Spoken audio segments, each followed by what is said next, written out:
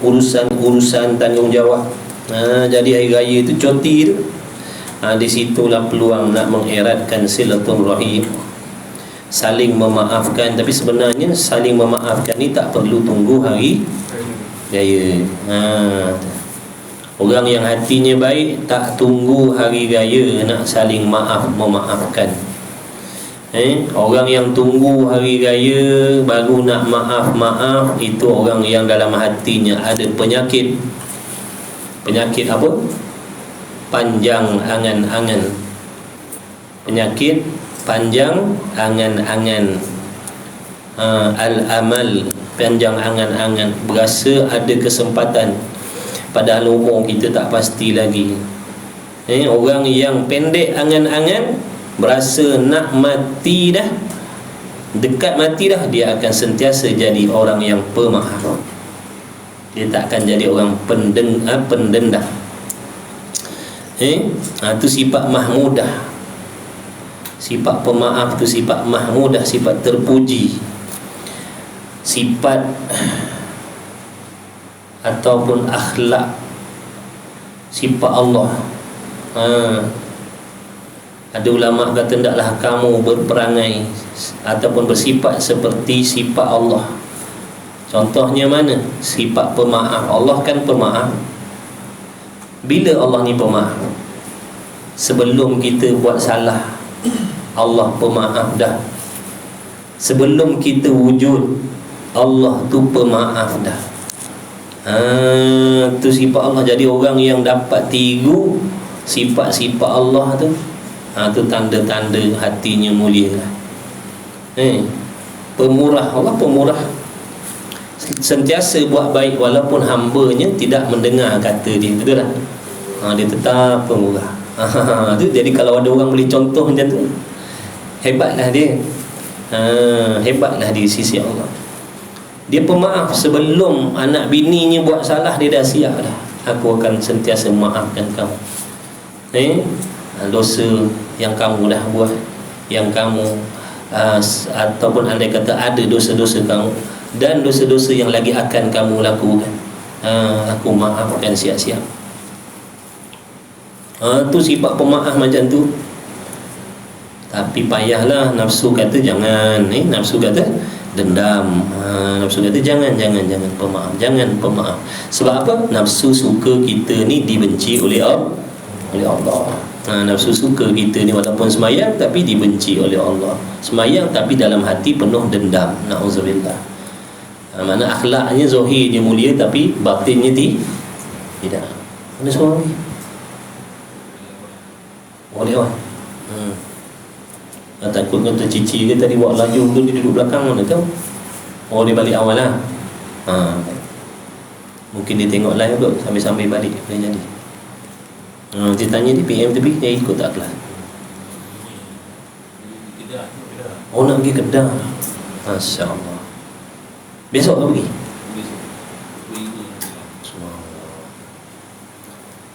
Fi amanillah, fi hifzillah. Baik. Jadi sunat hari raya ni sunat yang muakkad, yang sangat-sangat dituntut kedua, iaitu hari raya haji dan hari raya fitrah. Maka lafaz niatnya, macam mana lafaz niat? Lafaz niat mana yang kita baca di lidah tu lah. Usolli tu, yang usolli tu lafaz niat lah namanya. Siapa baca dapat pahala baca, siapa tak baca tak dapat pahala baca. Tapi ada pun niat yang menyertai takbiratul ihram tu mesti. Cuma baca usolli fardhu zuhri, usolli fardhu isya'i, usolli sunnat tarawih, usolli macam-macam tu sunat. Sunat baca, tak baca tak ada masalah. Yang penting dalam hati waktu takbiratul ihram tu kena sertakan. Dulu awal kitab dah jumpa lah dulu rukun-rukun sembahyang, tengok balik. Sebab tu lah suruh ada kitab mengaji, baru boleh rujuk balik. Takkan nak cari bab niat nak tengok dalam Utusan Malaysia pula.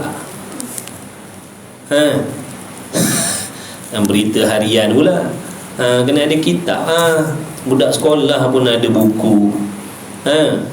Kita ngaji tak ada buku mana boleh.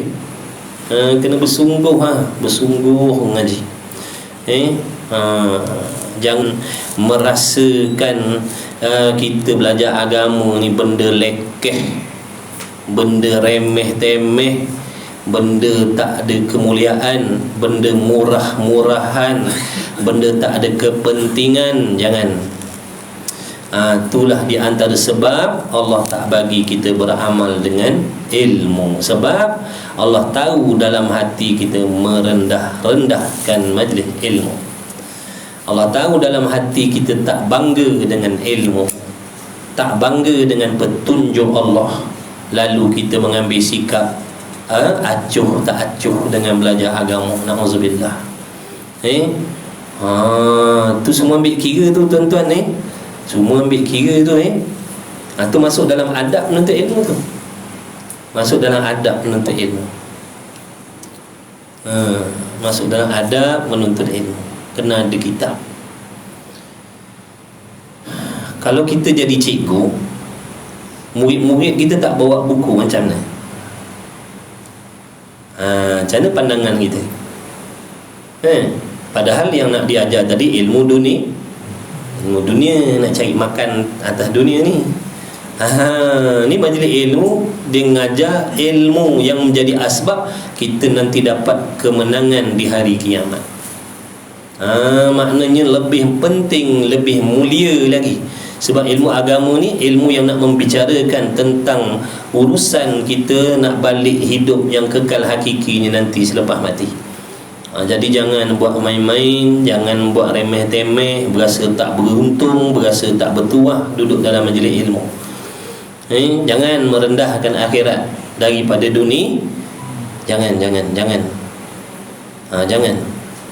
merendah-rendahkan. Allah tahu tak kelakuan hati kita? Allah Maha mengetahui kelakuan hati kita. Jadi apabila Allah Ta'ala mengetahui dalam hati kita ada perasaan apa? Memuliakan benda dunia lebih daripada benda akhirat, memuliakan ilmu dunia lebih daripada ilmu akhirat, maka di situlah Allah takkan tolong kita beribadat, beramal dengan ilmu. Jadi pakak-pakak kita baiki, pakak-pakak kita baiki. Mudah-mudahan dengan kesungguhan kita menjadi penuntut ilmu ni, kita mendapat kasih sayang Allah, mendapat rahmat Allah, bimbingan Allah, ilmu yang bermanfaat. Mudah-mudahan Allah terima kita. Macam tu. Allah tu ilmunya bukan macam makhluk, tahu zahir je pun banyak syarat. Allah ni ilmunya tembus sampai ke dalam hati kita, bolak-balik hati kita, niat kita, perasaan kita, penghargaan kita tentang sesuatu, semua tu diketahui oleh Allah. Jadi ramai kita tengok orang yang tak muliakan majlis ilmu. Banyak yang tak beradab dalam majlis ilmu. Kita nak cakap terang-terang kadang-kadang jatuhkan air muka dia. Tapi dia jadi melazimi. Bukan nak dah hormat dengan kita dah. Kita bukan tu dah. Ulama-ulama yang betul-betul orang soleh, tak segan silu lunjur kaki, duduk depan-depan lunjur kaki. Tu tak beradab orang panggil. Ulama kata jangan kata kepada tu ngadap kaki arah kiblat ni pun tak baik dah. Kita duduk di rumah, kita lunjur kaki arah kiblat, tak ada adab dah tu dengan kiblat namanya. Agama ni, Islam ni agama yang makna dipenuhi dengan adab dan akhlak. Ada akhlak zahir, ada akhlak batin.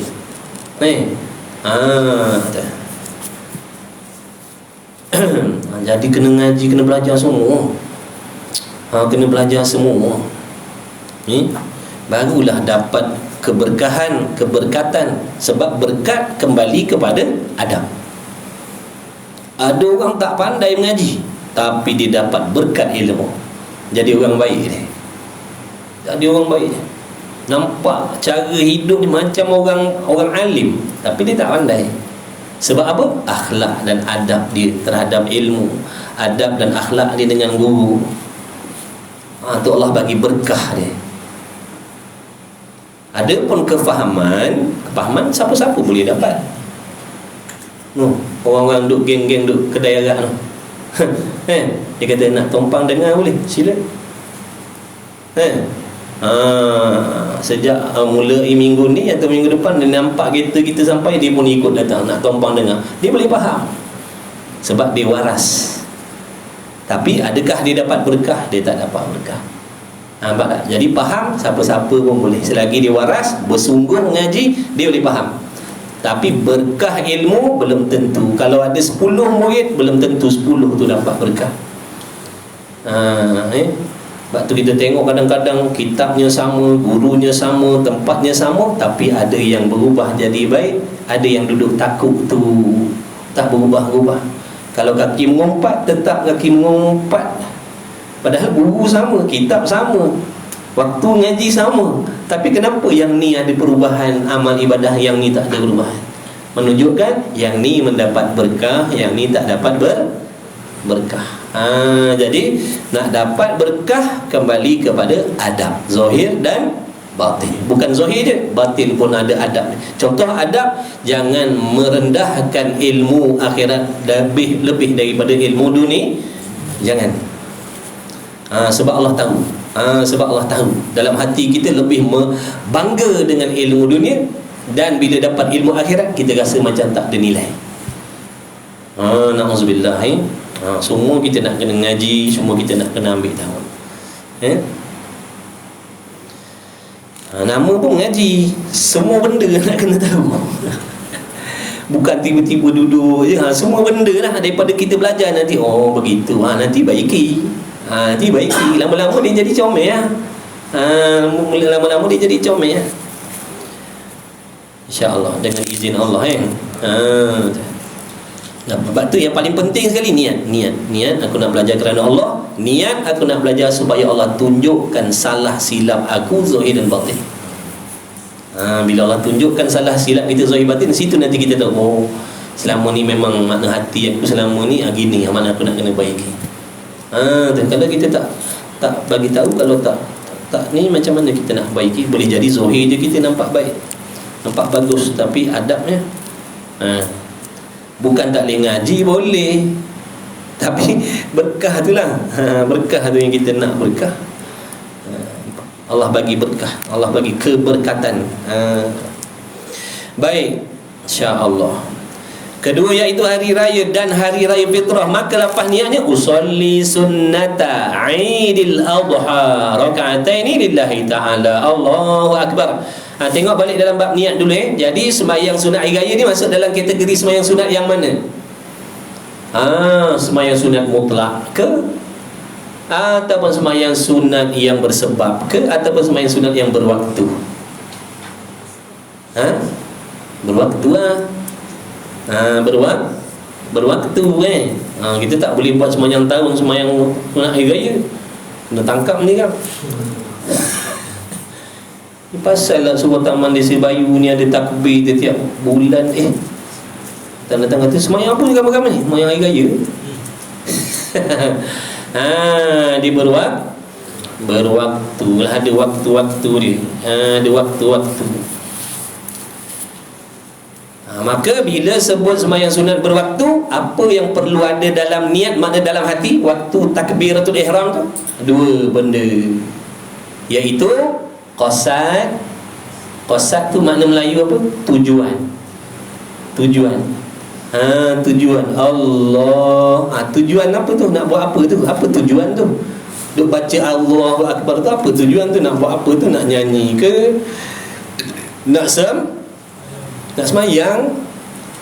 Qasad di mana? Kita sedar pada waktu tu kita nak semayang.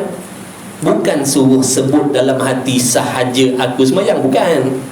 Bukan suruh sebut dalam hati Allah, dalam hati kita sahaja aku semayang. Tak perlu, tak payah sebut sahaja aku. Cuma dalam kitab disebutkan tu nak isyarat kepada benda tu. Qasad kita, tujuan nak buat apa ni? Nak solat. Macam kita tengah makan, kita tahu tak kita tengah apa? Tengah nak makan tu, tahu tak kita tengah buat apa? Kita faham tak kita sedang nak buat apa? Sedarlah nak makan.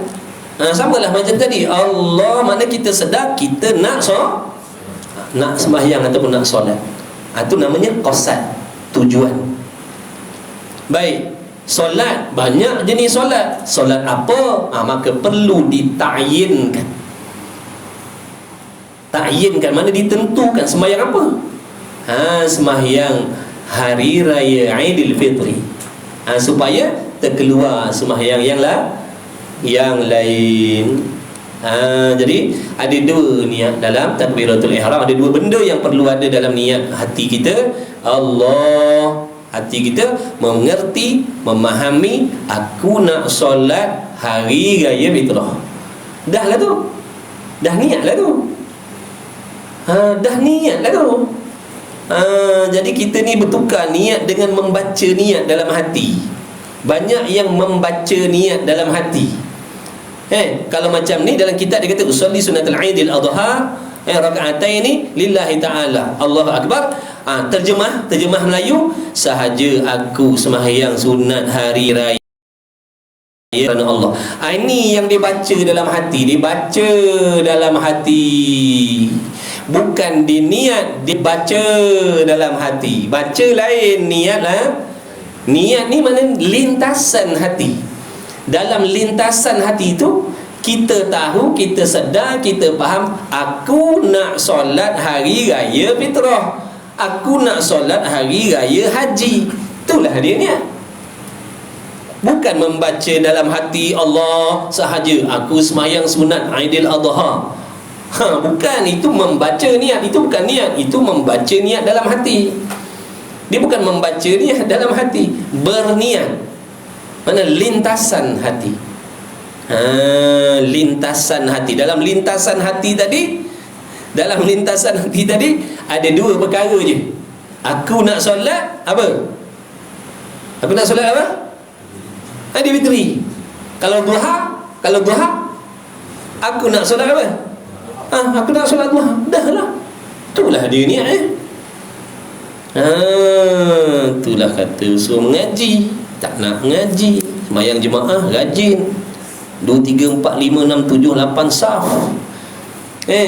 Apa tu? Bila tu imam kata, tuan-tuan tunggu lepas solat ni kejap lagi ada kelas fardu ain bab solat.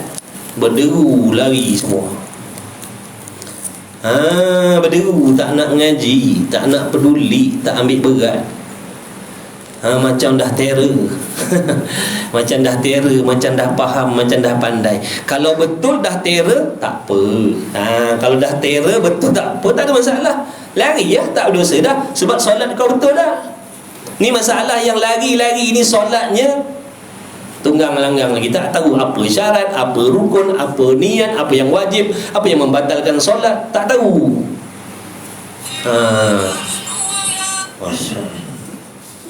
Di mana? Kata dengan dia, di surau. Di mana? Dikejut gambar mana?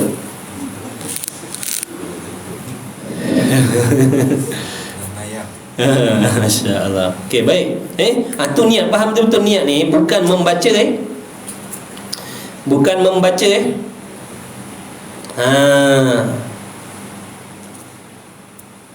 aku solat tu qasad namanya. Aku solat tu namanya qasad. Dia niat ada apa? 3 kan? Qasad, ta'arud, ta'yin. Ta'arud ni makna nak tentukan dia fardu. Mesti kena lintaskan fardu. Aku solat fardu. Ni kalau jenis solat yang wajib fardu Jumaat, fardu Zuhur, fardu Asar, fardu Maghrib, fardu Isya, fardu Subuh. Dalam hati kita, dalam lintasan hati kita waktu takbir tu, aku solat. Makna kita sedar Allah, aku nak solat. Tu namanya sahaja tadi.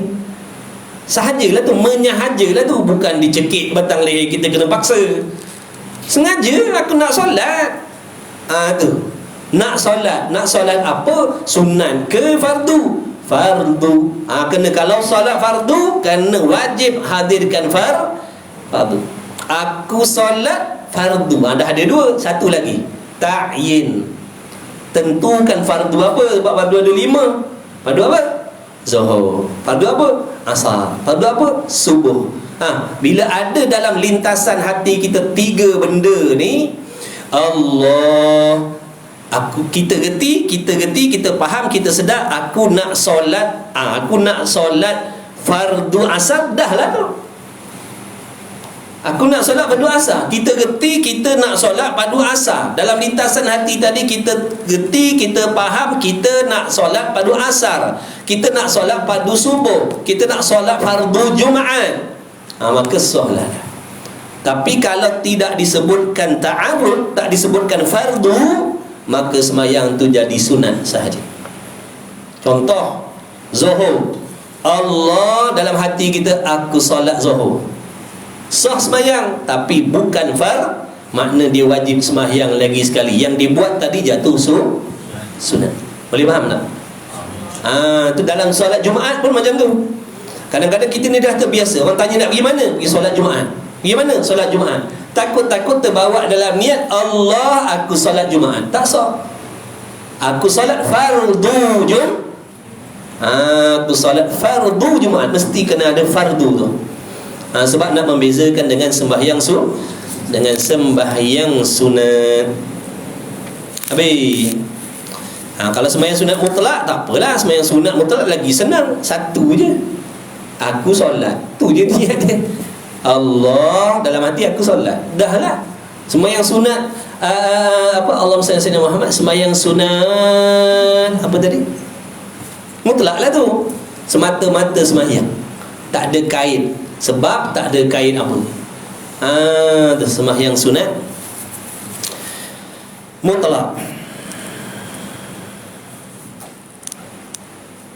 Sembahyang sunat mutlak. Baru ni ada orang tanya, boleh tak nak gabungkan boleh tak nak gabungkan niat dalam solat, satu solat? Boleh. Boleh. Gabungkan niat sembahyang sunat mutlak dan sembahyang sunat yang bersebab. Contoh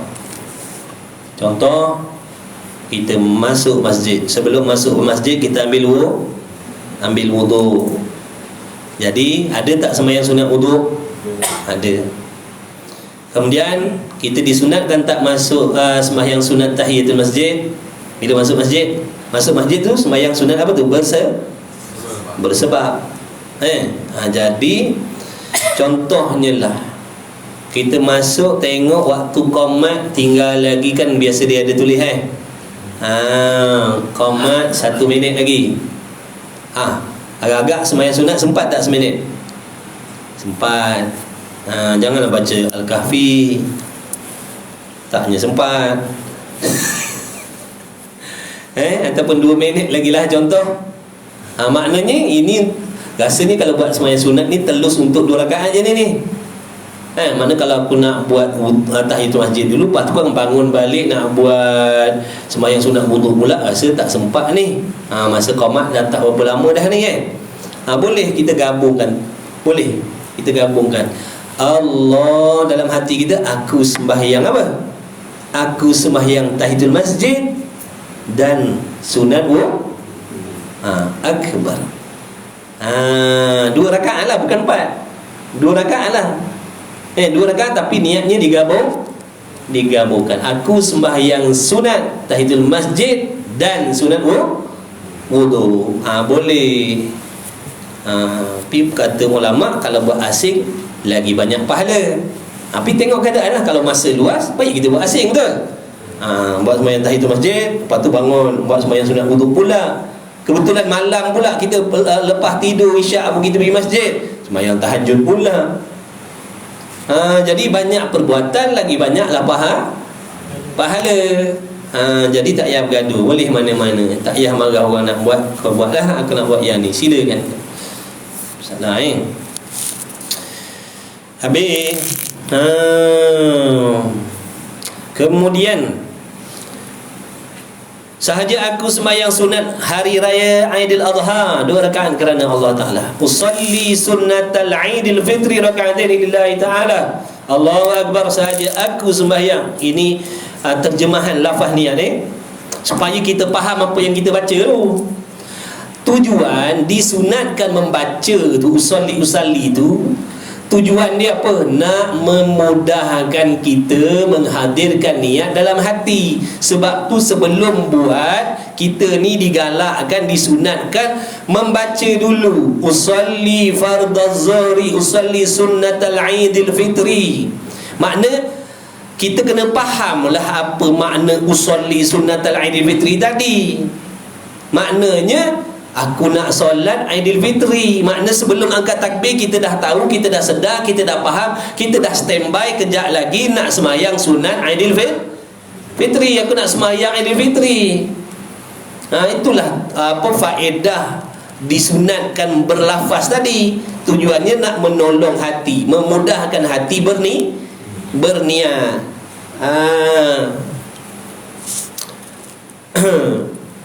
Tapi kalau tak, dengan tak berlafaz tu pun kita boleh mudah nak menghadirkan niat, tak ada masalah. Sebab tu dia kata sunat berlafaz. Kalau tak baca tak ada masalah, sah semayang. Yang penting dalam takbiratul ihram tu. Dah tu kalau orang tu dia jenis memang tak boleh nak niat dalam takbiratul ihram, memang tak boleh buat ke mana-mana pun tak boleh. Barulah ada jalan lain, kata ulama, boleh ikut pandangan yang lain yang mengatakan boleh dulu sedikit daripada takbir. Jangan terus ambil pahaman tu, jangan tiba-tiba terus ambil yang tu. Jangan bermudah-mudah. Jangan bermudah-mudah. Dia kata buat apa nak niat-niat lagi? Kita daripada rumah tadi dah pakai baju Melayu samping, memang kita niat nak pergi sembahyang, buat apa nak niat-niat lagi? Tu pahaman tu yang payah tu. Tadi kita dapat tahu ada orang yang macam tu. Tahu dah di mana dia mengajar. Kita dah mula siasat. Sebab kita memang bukan apa, bahaya pahaman-pahaman tu masuk. Tadi pun kita dapat tahu. Dia kata, Ustaz kenal tak ni? Tak kenal. Dia ada mengajar dekat tempat Ustaz mengajar ni. Oh ya ke? Tengok gambar lagi. Nanti kita tengok dulu lah. Sebab yang mengaji dengan dia pun anak murid kita lah. Bukanlah anak murid yang mengaji dengan kita juga. Betul? Kita tak nak jadi nanti pahaman anak murid kita ni jadi rojak pahaman dia. Kita tak nak. Jadi nak kena jaga. Nak kena jaga. Kita tak nak anak-anak murid kita rosak. Kita tak nak orang yang mengaji dengan kita pahaman dia rosak. Kita ajar benda lain tapi faham benda lain. Kita ajar benda lain tapi pegang benda lain. Kita tak nak macam tu. Sebab tu pengurusi surau ni pun satu perangai. Nak jadi pengurusi tapi tak mengaji.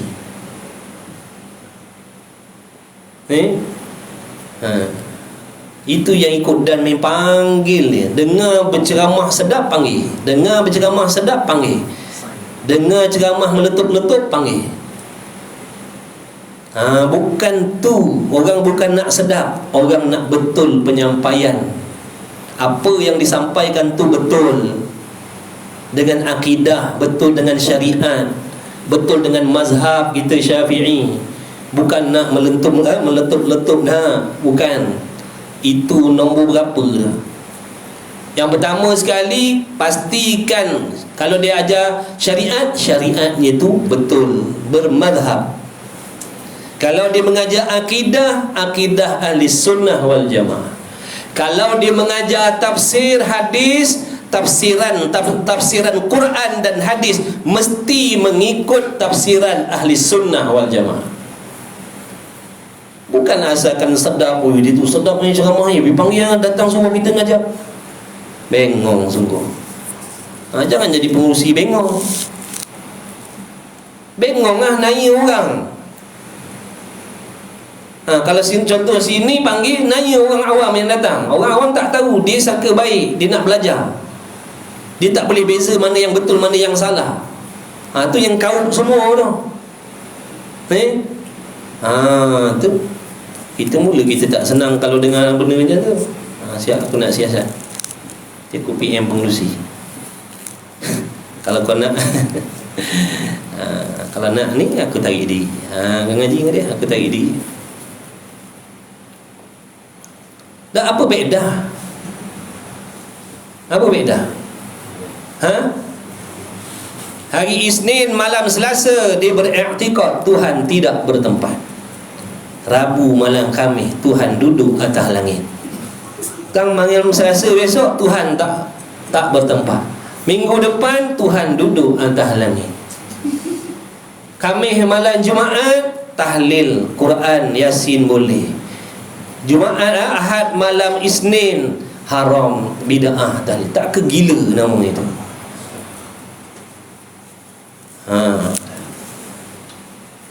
Geram kita dengar. Dah. Kita tak nak ada orang belajar gila. Guru ni guru dia niat dia apa? Dia nak kena bimbing. Dia kena bimbing. Dia niat dia nak pastikan murid ni betul perjalanan ibadatnya, supaya dapat redha Allah, supaya amalannya diterima oleh Allah, supaya dia berakhlak zahir dan batin. Ini kalau Allahumma salli ala Muhammad. Sebab kita anak murid kita jadi biadab dengan ulama dulu-dulu tu bukan guru. Dia mengajar akhlak yang tak elok, mengkeji, mencela, membida'ahkan ulama yang dulu-dulu, orang soleh yang dulu-dulu, seolah-olah dialah yang terpaling benar sekali. Duk datang kemudian cantas ulama dulu-dulu.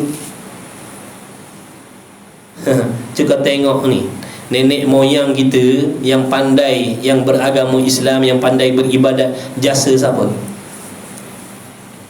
Jasa siapa? Tutup guru ulama-ulama dulu.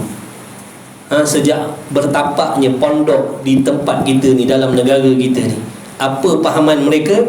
Akidah ahli sunnah wal jamaah. Apa mazhab mereka? Asy-Syafi'i. Itulah sejak mula daripada dulu. Pahaman ni tak ada lagi. Kalau ada pun sikit lah.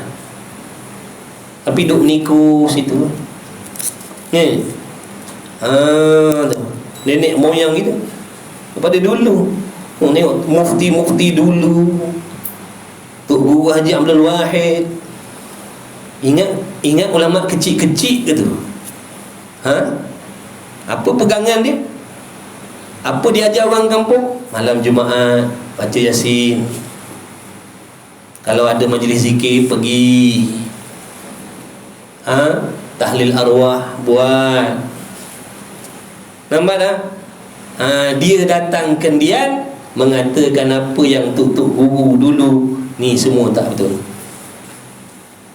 Yang betul ikut cara dia. Ni tak perlu, ni tak perlu, ni tak perlu, ni tak perlu. Tak ke merosakkan orang. Sebab tu kita tak suka. Kita bukan dengki dengan Tuhan ni. Kita tak suka dengan benda yang disampaikan. Kita tak suka dengan agama yang disampaikan. Kita tak suka dengan ilmu yang disampaikan. Kita tak suka dengan akhlak yang disampaikan. Sampai ramai jadi di kalangan masyarakat kita dah biadab dengan orang-orang soleh dulu-dulu. Tu maknanya bukan ngajar benda baik, bukan ngajar orang jadi baik, ngajar orang jadi tidak berakhlak. Na'udzubillah. Nanti aku siasat tengok.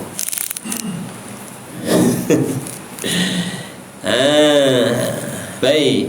Kemudian macam mana boleh teringat ke dia pula tadi?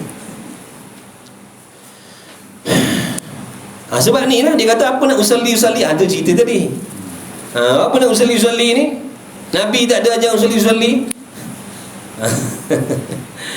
Kemudian ia membaca doa iftitah lepas daripada takbir Allahu Akbar. Baca doa iftitah. Doa iftitah lah, Allahu Akbar kabira tu bacalah sampai habis. Maka takbir berapa kali? Selepas daripada doa iftitah, takbir berapa kali? 7 kali. Takbir 7 kali. Tapi ini bukan takbiratul ihram. Takbiratul ihram yang mula-mula tadi tu. serta mengangkatkan dua tangan. Angkat dua tangan ni sunat hai'ah, dua angkat tangan ni sunat hai'ah. Seperti macam mana cara nak angkat tangan tadi? Macam takbiratul ihram. Macam mana tadi takbiratul ihram? Tangan angkat macam mana? Macam itulah. Tapi takbiratul ihram tu macam mana yang ulama ajar, tok-tok guru ajar macam mana angkat takbir, tangan kat mana. Sama parah dengan telinga ibu jari ni, sama dengan cuping telinga sebelah bawah. Kemudian jari tapak tangan dihadapkan ke arah kiblat. Jarinya tundukkan sedikit, tanda tawaduk, merendah diri dengan Allah. Bukan gitu. Allahu Akbar. Allahu Akbar. Bukan gitu, tu guru tak ajar macam tu. Jadi sempurna takbiratul ihram. Macam itulah juga takbir yang 7 kali. Macam itulah parah tangannya, keadaan tangannya. Pada rakaat yang pertama 7 kali, dan 5 kali pada rakaat yang kedua. Dia bukan wajib ni. Kalau tersalah tak batalkan ada yang sampai runtuhkan sembahyang. Runtuh sembahyang sebab tadi takbir berapa kali tak buat. Bukan wajib pun. Yang wajib takbiratul ihram. Takbir yang 7 kali itu bukan wajib. Jadi kalau tertinggal tak ada masalah, tak membatalkan pun sembahyang sunat hari raya tu. Jadi bergaduh. Dah bagi raya bergaduh pula dah. Pada rakaat pertama dan 5 kali pada rakaat yang kedua, dahulu daripada membaca Fatihah. Bila nak takbir 7 kali 5 kali tadi? Dahulu, makna sebelum daripada membaca Fatihah. Kemudian dibacanya Fatihah, lepas tu bacalah Fatihah daripada bismillah sampailah waladdallin. Sampai situlah. Dan surah Sabbihisma sampai habislah. Kalau Sabbihisma, Allahu Akbar pula dah. Baca sampai habislah Sabbihisma rabbika lalladzi. Kalau lancar, kalau tak lancar baca surah yang paling betul. Memanglah afdal baca surah yang macam mana Nabi baca. Tapi kalau kita nak tiru Nabi baca, padahalnya salah, tonggang terbalik, mahratnya habis bertukar, jangan. Jangan. Baca surah yang paling tepat kita baca, yang tak ada kesalahan. Jangan malu dengan sebab masjid kita ada 80,000 orang, kita pun belasah surah panjang-panjang, tonggang terbalik, sin jadi M, sod jadi L. Mahrat bertukar. Dah mengubahlah makna Quran. Janganlah sebab nak orang malu kalau baca surah pendek, nanti orang kata apa imam satu baca surah pendek ni. Lawan dah lah mahal. Baca inna ataina iqra. Tak payahlah. Kita buat bukan kerana orang. Kadang-kadang datang tu setan. Datang setan, dia kata, kau takkan kau nak baca surah juzuk amma, baca ni macam ni kat Mekah kat mana tu, baca potong Quran baru nampak hebat kan. Badan ni JK masjid, JK surau, tak sama dengan orang kampung. Orang kampung nak tahu nak keluar, kau dah ada jawatan kat masjid baca macam tu, baca potong-potong. Dia pun baca potong, habis tunggang terbalik mahrat. Takut orang kata dia tak pandai. Na'udzubillah. Jaga niat maksudnya. Bukan tak boleh baca. Jaga niat. Jangan baca tu sebab nak orang pandang kita ada ilmu. Jangan baca surah panjang-panjang dengan niat nak bagi tahu aku hafal ayat Quran macam-macam. Jangan. Na'udzubillah. Dia tipu daya, dia halus tu. Tipu daya, halus sangat-sangat. Semoga Allah pelihara lah. Amin. Dan surah Hal Ata, bagi yang hafal, hafizul Quran ataupun dah memang hafal surah-surah tu, terafdalnya, terbaiknya bacalah. Tapi kalau tak pandai, baca surah yang kita pandai sudah. Sah sembahyang raya kita, jangan risau. Jangan risau. Kalau salah baca, kalau tak baca surah ni pun raya, tetap raya juga. Dan surah Hal Ata, kadang-kadang orang kampung hari raya, orang kampung balik. Wah, dia tahu. Ingat apa? Kau duduk kat KL, duduk mana, ingat aku orang kampung Ina atau Ina. Hei, baca ayat Quran juzuk 25. Potong. Tonggang terbalik baca. Jangan. Kita tak hafal Quran. Waktu kita ina atau ina, qul Allah. Qul Allah ina atau ina. Qul a'udzu billahi. Itu yang kita pandai. Lain kita tak erti. Nak menghafal bengap.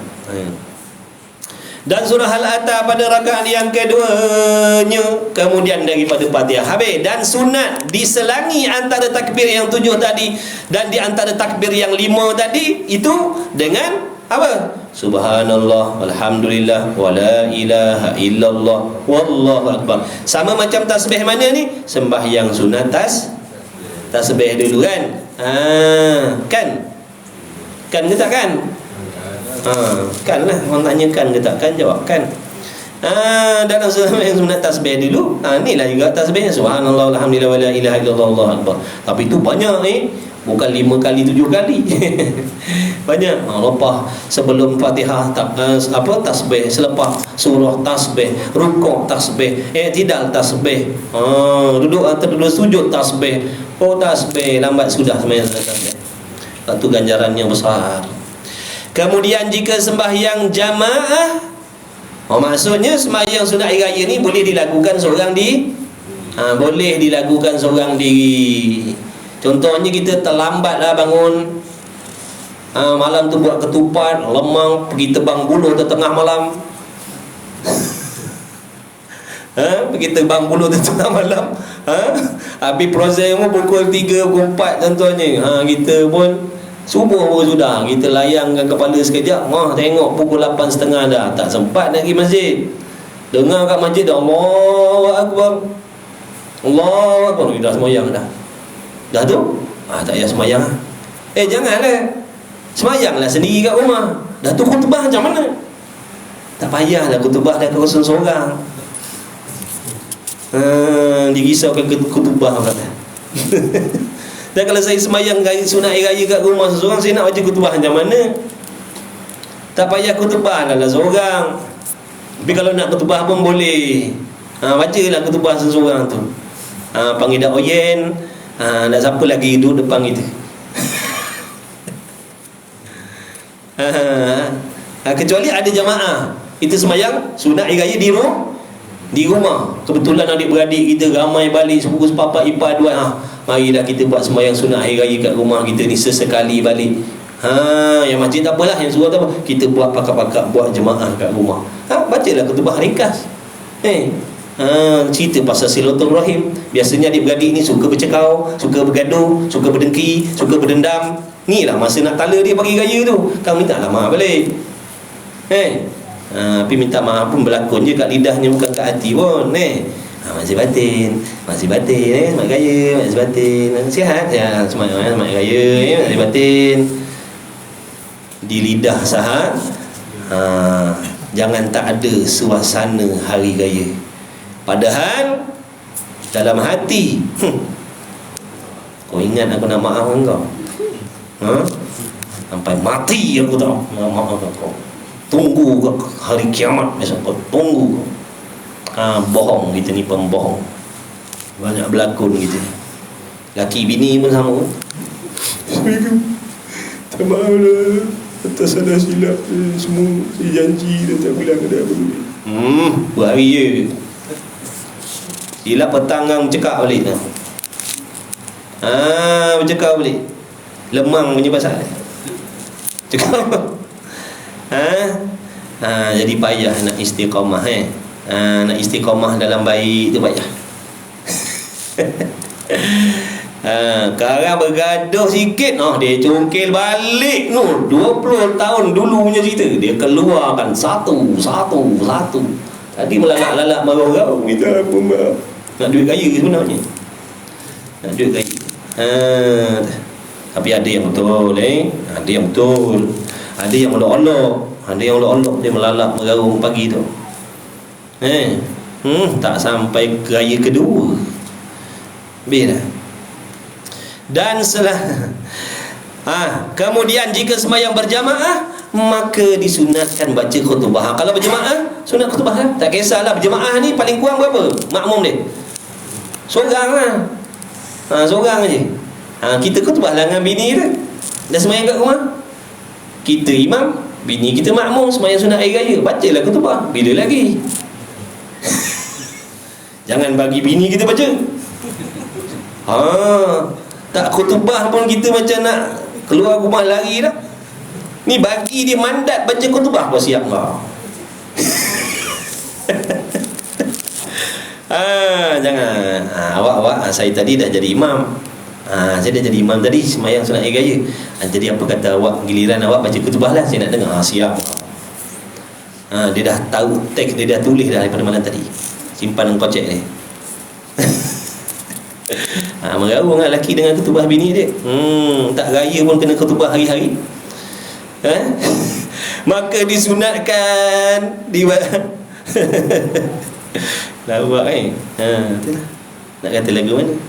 Dan disunat dibaca khutbah kemudian daripada sembahyang kedua hari raya itu dimulai pada awal khutbah yang pertama dengan takbir 9 kali berturut-turut. Ni pada khutbah tu, Allahu Akbar, Allahu Akbar. Tu. Tapi bukan sembahyang ni, khutbah. Dan pada khutbah yang kedua 7 kali berturut-turut. Betul-betul lah. Adalah kedua khutbahnya itu seperti khutbah Jumaat. Khutbahnya macam khutbah Jumaat pada syarat rukunnya sama. Maka dinyatakan di dalam dua khutbah itu hukum bicara korban. Dah sembahyang raya, dah sembahyang hari raya korban, ceritalah kelebihan korban, hukum korban, kelebihan korban, faedah korban. Samping tu bolehlah selit-selit pasal silaturahim. Kalau contohnya sekarang ada isu ni Palestin, selit dah lah. Tapi yang utamanya nak menyampaikan pasal kelebihan korban. Kalau hari raya fitrah, ceritakan tentang kelebihan puasa dan sebagainya. Boleh nak selit-selit yang lain, tak ada masalah. Dan bicara hukum zakat fitrah tu pada sembahyang sunat hari raya fitrah. Disunatkan takbir 2 hari raya dan sunat takbir pada 2 hari raya kedua. Takbir mutlak. Apa maksud takbir mutlak ni? Memberi erti takbir yang tidak mengiringi solat. Itu takbir mutlak sembahyang hari raya haji. Sembahyang hari raya haji ataupun hari raya haji lebih mulia, lebih besar daripada hari raya fitrah. Sebab tu dia takbir dia tak nanti selepas sembahyang. Lepas sembahyang suruh takbir, sambil duduk-duduk rehat-rehat suruh takbir, memperbanyakkan itu sembahyang hari raya, itu hari raya haji.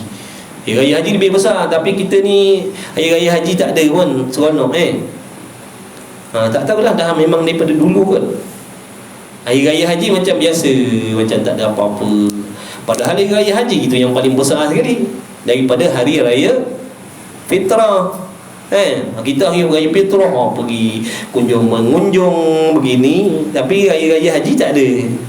Kita anggap hari raya haji ni untuk orang nak pergi haji, ataupun hari raya haji untuk orang tutu. Sebab tu tak ada suasana raya kalau raya haji kat sini lah. Tapi kalau belah-belah utara kot ada. Belah-belah Kelantan, kalau dululah waktu kita duduk Kelantan dulu, hari raya haji dia budak-budak pakai baju raya berjalan. Kita kata macam ni raya di sini.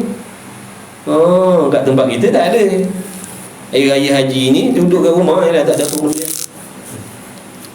Tapi kat belah-belah sana kalau hari raya haji ni meriah. Kita nampak suasana raya tu. Mengunjung. Budak-budak pun berpakaian yang cantik-cantik, pergi beraya. Kita dah hari raya fitrah, sakan. Pernah tengok bazar jual baju hari raya haji?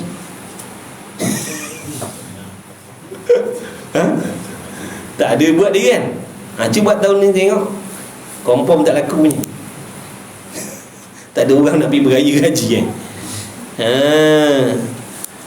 Dan disunatkannya pada mazhab Syafi'i dan mazhab Ahmad bin Hanbal. Permulaannya daripada jatuh matahari malam raya fitrah. Pagi tadi duduk teropong, petang tadi duduk teropong tu, sambil-sambil mancing tu tengok 29 apa? Maknanya nak tunggu akhir bulan lah, nak tengok raya tidak ni. Tengah mancing-mancing tengok tenggelam matahari naik anak bulan pula dah nampak besok jadi raya. Sambil-sambil mancing tu lah kita takbir Allahu Akbar, Allahu Akbar. Boleh. Sampailah hari raya, sampai hari tasyrik. Sampai habis hari tasyrik. Tapi kalau hari raya fitrah ni habis je sembahyang, makna habis je sembahyang habis dah lah. Beza dia hingga masuk kepada sembahyang, maka habislah takbir yang mursal pada kedua hari raya itu dengan takbir imam jika sembahyang berjamaah, atau takbir dirinya jika ia sembahyang seorang diri. Dan sunat takbir muqayyad pada hari raya haji dimulai daripada subuh hari raya hari Arafah hinggalah akhir asar hari tasyrik. Mana masuk maghrib itu dah tak ada dah, lastnya asar lah. Kemudian daripada tiap-tiap sembahyang. Dan jika orang haji, tapi kalau orang yang sedang bersibuk berbimbang mengerjakan ibadat haji, maka sunat dimulai takbirnya yang muqayyad pada zuhur hari raya haji hingga subuh hari raya hingga subuh akhir hari tasyrik, yakni hingga subuh hari raya yang ke-13. Lafaz takbir dua hari raya dan lafaz takbirnya iaitu Allahu Akbar, Allahu Akbar, Allahu Akbar, La ilaha illallah, Allahu Akbar, Allahu Akbar, walillahil hamd. Kemudian sunat ditambahi, kena belajarlah kena belajarlah. Kan hari raya tu kan pagi-pagi tu kan nak pakat-pakat nak pegang mic, pakat-pakat nak menyumbangkan suara takbir pagi tu. Baca dah betul-betul. Kawan KL ketawa kan gitu ya. Macam-macam bunyi ada, macam-macam mahrat keluar waktu takbir pagi raya tu kat masjid surau tu. Baguslah semangat nak takbir tu, tapi bacalah betul. Semak balik tengok bacaan. Kan daripada membesarkan Allah kan jadi berubah makna lain-lain pula. Betul? Bahasa Arab ni dia lain, ubah huruf, ubah makna dah. Jadi belajarlah, belajar sebut tengok, baca, sambil baca tu tengok huruf tu betul tak sebutan makhraj. Dan kemudian daripada 3 kali dengan Allahu Akbaru kabira walhamdulillahi katsira wa subhanallahi bukratan wa asila, la ilaha illallah wa la na'budu illa iyyahu mukhlishina lahuddin walau karihal kafirun, la ilaha illallah wahdah sadaqa wa'dah, sadaqa qaf wa'dahu wa nasara abdahu wa hazamal ahza. Sini banyak orang langgarnya ni, asalkan ada bunyi lebih kurang ni. Wa nasara abdahu wa hazamal ahza, kholak jadinya. Wa hazamal wa hazamal ahzaba wahdah, la ilaha illallah wallahu akbar. Dan waktunya sembahyang sunat raya tadi iaitu keluar matahari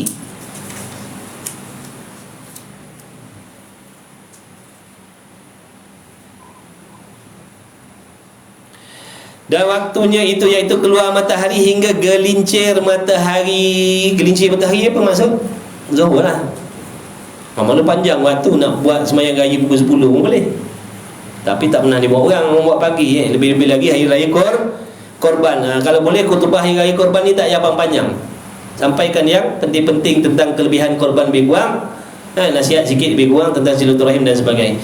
Tentang pentingnya sifat saling maaf, memaafkan, jangan berdendam contohnya. Lepas tu dah sebab apa orang nak korban orang? Banyak kerja tu. Lembu tu 30 ekor nak tumbangkan bang. Kalau raya fitrah boleh. Raya fitrah bolehlah nak panjang sikit. Hari raya haji tak payah panjang sangat nak khutbah, sebab ada banyak kerja tu bang. Masyarakat nak gotong royong sembelih lembu, kambing dan sebagainya. Tetapi ditakhirkan hingga naik matahari segala itu afdal. Maknanya waktunya yang afdal macam waktu yang kita dah buat biasa itulah, 8.30 tu. Waktu kita nak buat sembahyang duha tu, waktu tu cantik lah tu. Tak payahlah sampai pukul 10 pagi kan nak pergi ziarah lagi, macam-macam. Dan sunnah dan setengah daripada sunat muakkad itu sembahyang tarawih, wallahu a'lam. Dah lah. Bila? Kalau sembahyang sunat hari raya, kalau sembahyang raya haji, apa? Sunat balik nanti kang makan. Kalau raya-raya puasa, sebelum pergi sembahyang, makan dulu. Pergi jalan lain, balik jalan lain. Sunnah. Pergi jalan lain, balik jalan lain. Dan banyak lagi lah benda-benda sunnah. Pakai pakaian warna apa? Tu. Wallahu a'lam wa ilmuhu atam. Bismillahirrahmanirrahim. Alhamdulillahirabbil alamin wassalatu wassalamu ala Rasulillah wa ala alihi. Allahumma rabbana fa'na bima 'allamtana, rabbana 'allimna alladhi ma yanfa'una, rabbana faqihna faqih ahlana wa qarabatil lana fi dinina ma'a ahli qudri unsa wa dhakara. Wa sallallahu ala sayyidina Muhammad. Alhamdulillahi rabbil alamin. Qabbalallahu minkum. Alhamdulillah.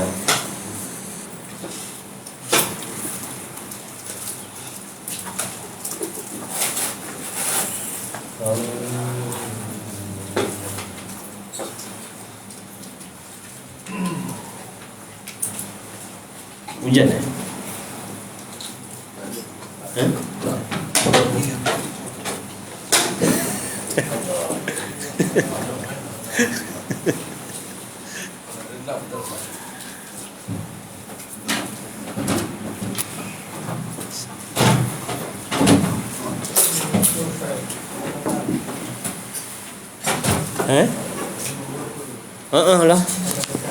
Tak apa. Tadi berapa? 300 berapa tadi? Akan datang masih pakcik betul lah pakcik. Akan datang ni muka surat muka surat